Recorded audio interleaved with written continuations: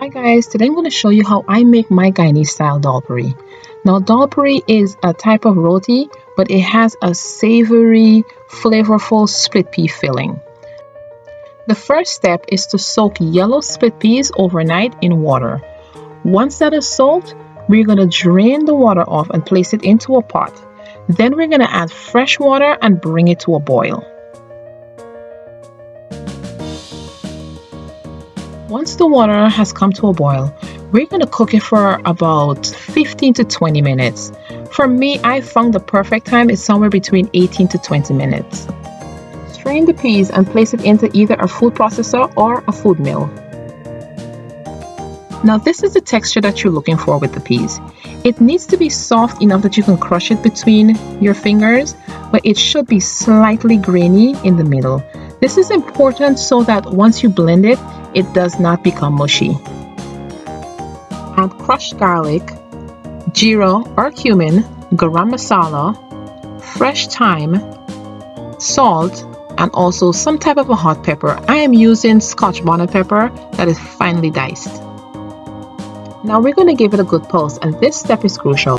The final texture needs to look sandy, but it should not be grainy and it should not be pasty.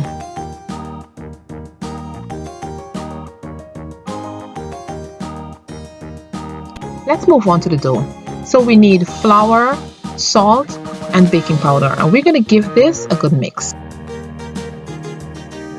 Next, we're going to add shortening to the mixture.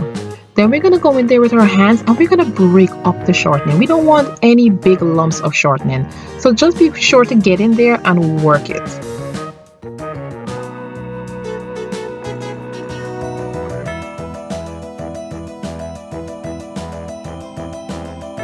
Add room temperature water and mix to form a ball of dough.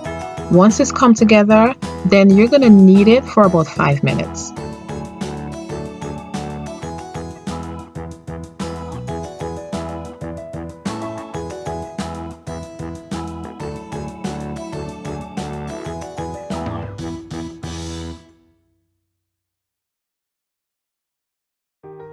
The dough will be slightly sticky, but you don't need to add any flour necessarily. Just give it a good knead and it will be a soft dough.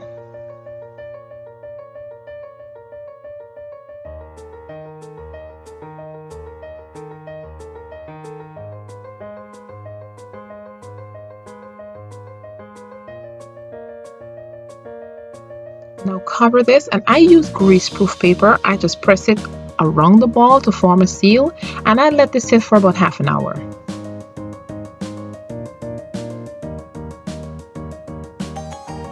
Divide the dough into 6 equal pieces.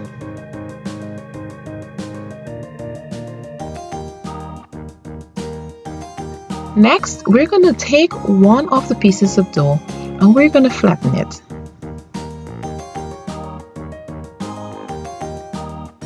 Just keep working it gently by pressing from the inside outwards.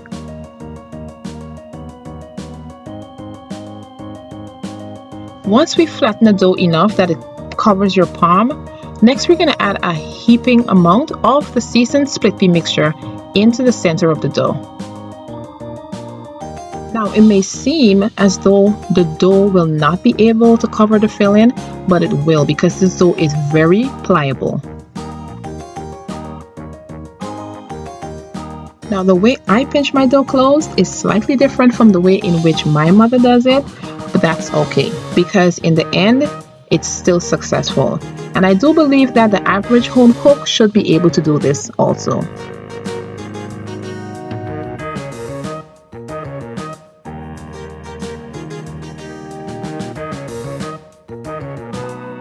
Pinch the edges of the dough together to form a nice tight seal. This ensures that the peas are going to stay on the inside of the dal puri when you're rolling it out.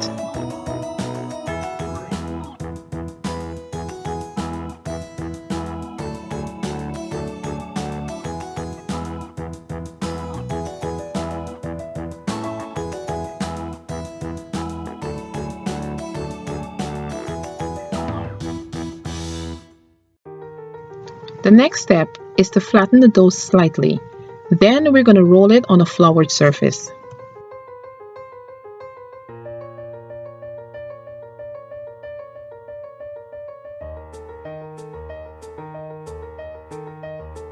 Now roll it gently from the center going outwards.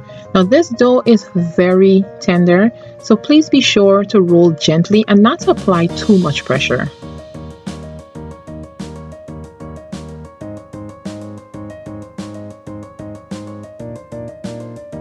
Now once I've rolled the dough out, which is fairly thin, I'm just going to roll along the edges just to ensure the edges are nice and thin. We do not want thick edges. Now I'm going to place it onto a tawa or roti pan over medium heat, and I'm going to allow it to cook for about 30 seconds to a minute on one side before flipping.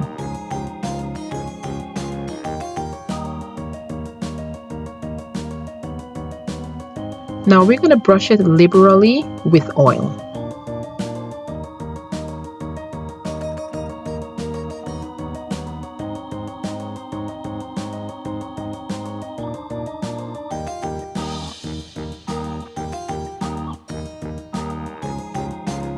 Now flip, and we're going to apply oil to this side also. Now you're going to notice that the dal puri is starting to puff, and that is exactly what you're looking for.